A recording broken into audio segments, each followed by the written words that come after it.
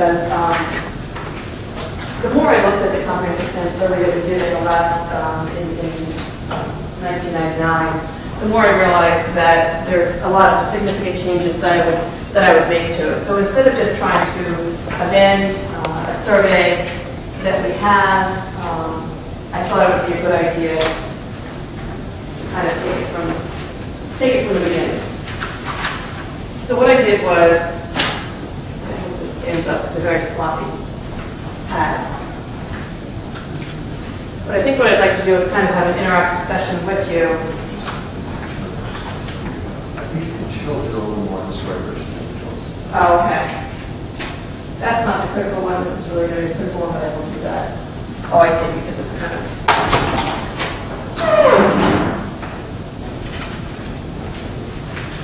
Is that better? Sort of. And what this is this is the questions, I kind of paraphrase the questions from, I don't know, I think they're all a bit floppy. Kind of paraphrase the questions from the 1999 survey. And I split it up by, we had the questions kind of listed in order of the elements of the comprehensive plan. That's how we had it kind of categorized in a general way. And I think that's a good way to do it, because that way we can translate them into the comprehensive plan, which is really the intent of it. So, I think what I want to do, and the first thing that we did in each section of this survey is we asked the public and the people responding, do you agree with the goal? Well, I'll just read to you a couple of the goals, but what I can tell you, you've got them in front of you, but what I can tell you was the goals are really something that not many people would disagree with. They're kind of pie in the sky, really feel-good kind of goals that really categorize what Jamestown is all about. And we looked at it, and in every single case, the public either strongly agreed or agreed overwhelmingly.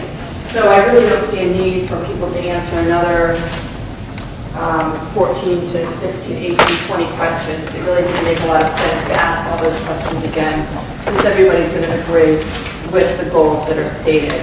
And I think once we take this information and once we split it into, I'll talk a little bit about process later, but I think that will be the opportunity that we'll be able to look at the goals again. But I don't think it's something for the general public at this point to weigh in on it, since everybody agreed with them last time. But what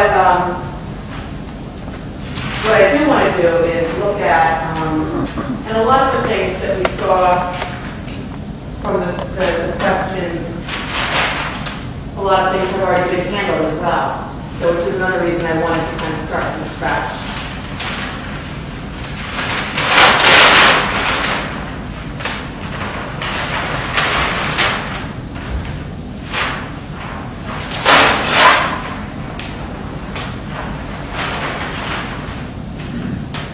So if we look over here, the first section is natural and cultural resources, and we had kind of three elements of that: water resources, both coastal and freshwater, wildlife and vegetation, and cultural and historical.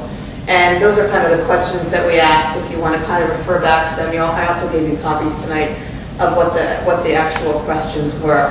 But I think what I'd like to do is go through the major subcategories and the major categories and say, let's just brainstorm. If you were to just come up with what are the hot issues in town that you would like to talk about in a questionnaire, what would they be? And we're just going to kind of brainstorm what those are. We're not going to debate them as each one comes out. We're just going to kind of write them down and then narrow them down later. So if anybody would like to start, I think there was a whole page of questions, as you see, on freshwater resources, mainly on potable water, both quality and quantity, mostly quantity. But as you know, in the last 10 years, we have a new water tower, we have a refurbished water treatment plant, we're now using water from South Pond Reservoir, so a lot of things that have been done in that regard. So can anybody think of anything in terms of, we can start with freshwater, anything that we need to, maybe we should ask. We don't have enough fresh water. We don't have enough.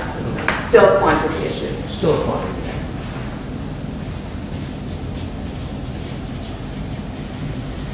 I tie that this is probably a discussion of continuing to encourage the use of cisterns, especially on the north end where we have lots and lots of people running their irrigation all the time. And we're relying on that well water for our local water. Yeah, okay, cisterns. And you also kind of mentioned sprinklers. Well, Is that there's a lot of irrigation going on. Irrigation, okay.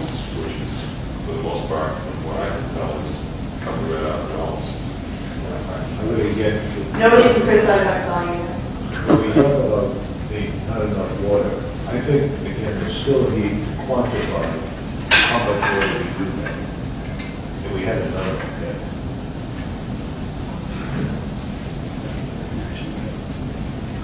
And a couple of years ago, we discussed the sprinkler systems and the water. And at that point, we were going to pass an ordinance. I believe we wanted to bring it up when the ordinance time came to prohibit the use of in-ground sprinklers any place. And we didn't do that at the time. Right off. If we look into that, one of the feelings was, well, if you use an in-ground sprinkler system, the water goes back into the ground. And after that, I don't remember where it is, I've got it filed away now. That isn't true. You lose between 60 and 70% of that water. It either goes up into the atmosphere and it's gone, and so you get about a 40% return. So we're not putting the water back in the ground with an in-ground sprinkler system. We can refine that later. We've got irrigation and sprinklers. Quality is an issue.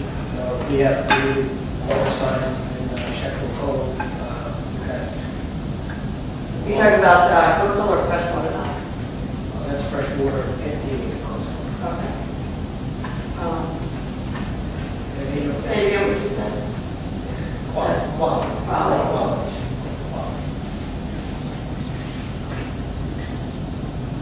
I think we've made progress. So not just sprinkler.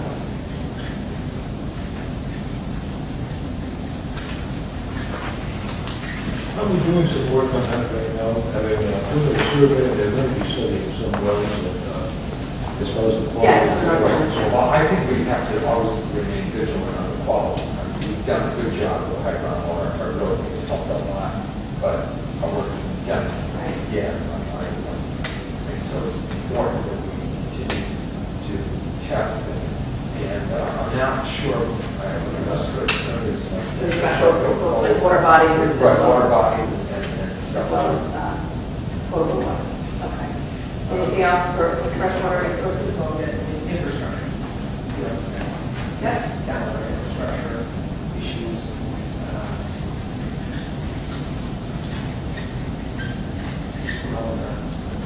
Cost estimate, all of that. I think it would be, the other one would be expansion of the system.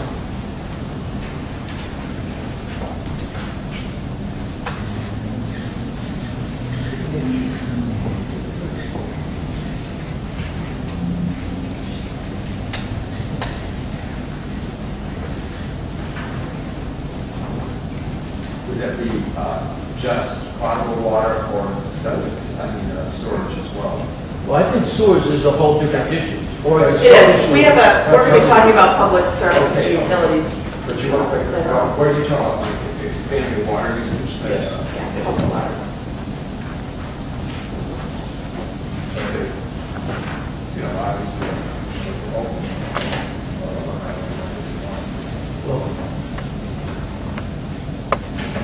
Or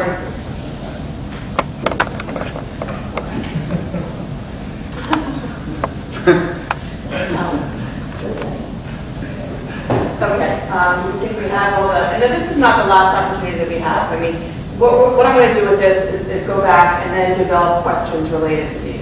But we're going to further define these as the night goes on. Nancy, what we're doing is these are the topics that were addressed in the last survey, and we have them categorized, main category by the comprehensive